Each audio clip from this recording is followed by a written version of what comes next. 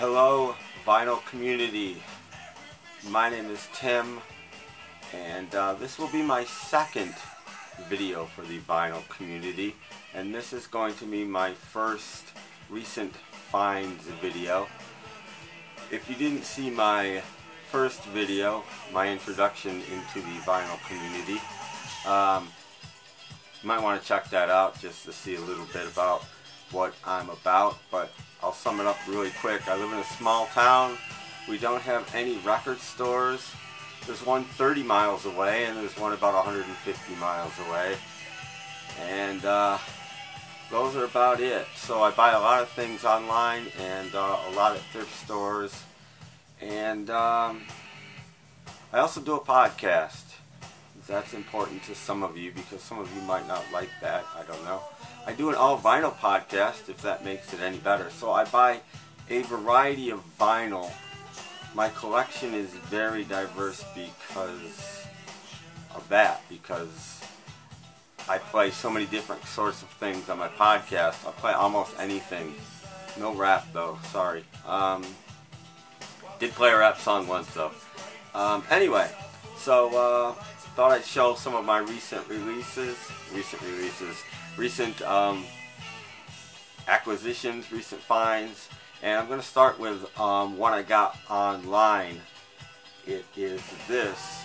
It's J.P. McPherson, and I first heard of this guy online, and I love the sound of this record. It's very 50s rock and roll sounding. It's very Little Richard in the sound quality. They've done a lot to do that, and I think it's, from what I've heard, I haven't even opened it yet, still sealed. I haven't gotten to it, but I can't wait. Anyway, it's called Signs and Signifiers, and I think this will be a really awesome record.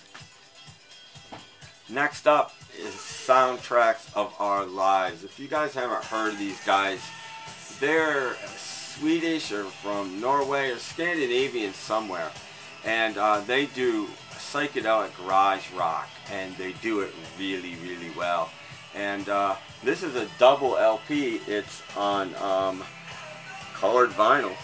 I haven't gotten to this one yet either. I just picked these up last weekend, and I can't wait to give this a spin. This should be really, really good.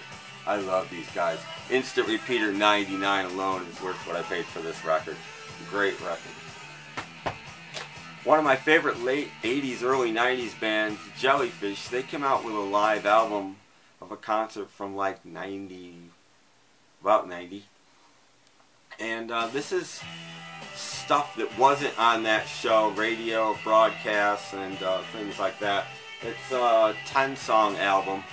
And it's all live, and 9 of the tracks have never been released before. And this one is on clear vinyl, and again, you can't wait to give that a spin. Again, still sealed. Haven't gotten to any of these yet. Next up, Miss Holly Golightly. Good friends with Jack White, and I really like this album. If you've never heard of her and want to check Holly Golightly out, this one right here, truly, she is none other. It is, in my opinion, her best album by far. She has a couple of Kinks covers on here, which are stellar. Love this record. Okay, those I all got, by the way, 150 miles away at a record store last weekend, except for the J.P. McPherson, which I got online. This I got online as well too. I just got a little better price online than anywhere else. Wilco Yankee Hotel Foxtrot.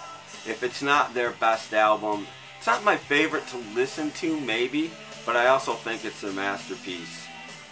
It's the album that should have broken them, and everything they ever said about it is true, and it's just a really, really great album. Next up, I couldn't help it. I bought the reissue of Cyndi Lauper's She's So Unusual. I bought it because it's supposed to be on splatter vinyl. Supposedly they all are. So I thought I'd crack it open and find out right now. So let's see here if it is. Normally I don't open records till I play them, just in case I die or something. I don't know. Ooh, the sleeves alternate of her real cover, the original cover. Ooh, I think this is going to be splatter vinyl. Oh yes, indeed it is. This is why I bought this. And it's not expensive, and if you like really cool vinyl, this might be a good place to start. Yeah, I'm really happy with that already, and haven't even heard it. Don't really need to hear it, just needed to see it. Awesome record. Okay, this next one I bought online. It's the Dancing Hoods. I know really nothing about this band, except they do a really great cover of one of my favorite songs by the Left Bank, She May Call You Up Tonight. So I bought this just to play that song on my podcast, and I hope the rest of it is as good as that one song. Next are some some albums that I bought at a record store I found about 150 miles away last weekend. And we kick off with the Kinks, UK Jive, their 1989 LP. I've never seen this on vinyl before. This guy had two of them. This one is a UK pressing, and it's also what we're listening to. It's not their best album, but I love the Kinks, and I collect the Kinks, and I really wanted this album, and was really happy to find it on vinyl. I also got Down All the Days Till 1992, a 12-inch single by the Kinks on vinyl, as well as The Road, all from the same guy, and none of these were expensive at all.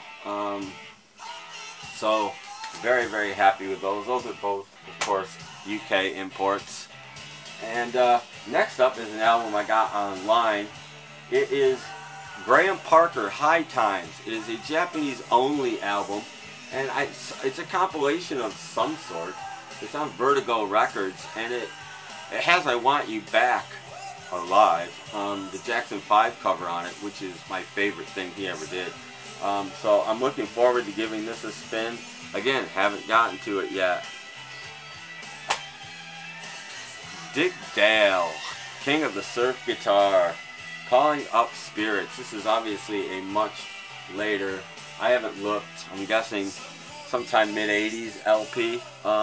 Saw this guy about 2 years ago in July. It was really hot, and he didn't play for that long, but what he did was fantastic. Considering he's in his mid-70s, he was still really rocking. Next up, The Challengers, 25 Greatest Hits. These were a surf band kind of thing, an instrumental band.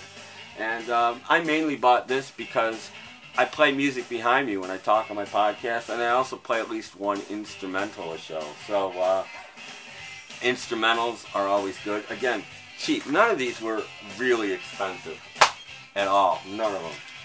Okay, this I got at my local record store, which is about 30 miles away. And it's Brian Ferry and Roxy Music's Greatest Hits. And I have almost nothing by Roxy Music, so it's a good place to start. Not a huge fan, but Eddie Kooky Burns, Lend Me Your Comb. If you don't know that song, Kooky, Lend Me Your Comb is on this album. Just a weird album. This guy was on the Dobie Gillis show in the late 50s. Teen Idol kind of guy, but really dumb. The album is really funny, actually. It's a hoot. One of my favorite Manfred Mann songs of all time is on this album, The Five Faces of Manfred Mann. Never released as a single. It's a song called She. It's fantastic, and it's why I bought this record. The Kirby Stone 4 up next. Things Are Swingin'. These guys swing. I like swing music. They don't really do swing. They do mid-century bachelor pad lounge music. And I love that kind of stuff. I play a lot of it on my podcast. And again, another record I bought mainly for that, but I got a feeling it'll be good. I haven't heard it yet, but I have my fingers crossed on this one. The Times, So Much in Love, an original on Parkway Records. Not in great shape, but I only paid a few bucks for it. And it's got the song So Much in Love on it, which is just a fantastic song. The Small Faces, the BBC Sessions. And I love these guys, and they do another version of What You Gonna Do About It, which is my favorite song by them. So can't wait to give this a spin. Haven't gotten there yet either.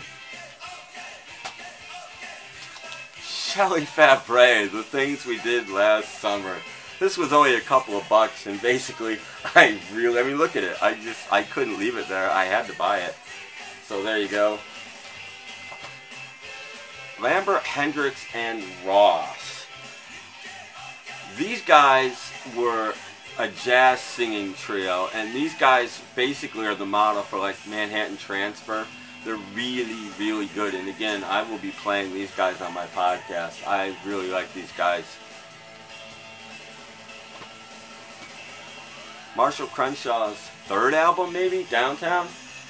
One I'm definitely missing from my Marshall Crenshaw collection, and nice condition. I had to have it, again, cheap. Getting down there, folks. Roger McGuinn, Thunderbird. I bought this for one reason. His cover of Tom Petty's American Girl. Had to have it. Gonna play it on my podcast, and I don't know anything about the rest of the record, but based on that song, it might be alright. Had to buy this. Dean Martin, Pretty Baby. This is a French import, and that's the main reason I bought it. But I love Dean Martin, and again, I play him on my podcast. And lastly, Anita O'Day sings The Winners. This lady, in my opinion, has, next to maybe Ella Fitzgerald and Billie Holiday, the best jazz voice there is, female anyway. She is just a fantastic singer, and this should be a really good album. Well, that about does it for my recent vinyl finds. Check out my podcast. Like this, subscribe to this, and check out my next video when it comes. Bye.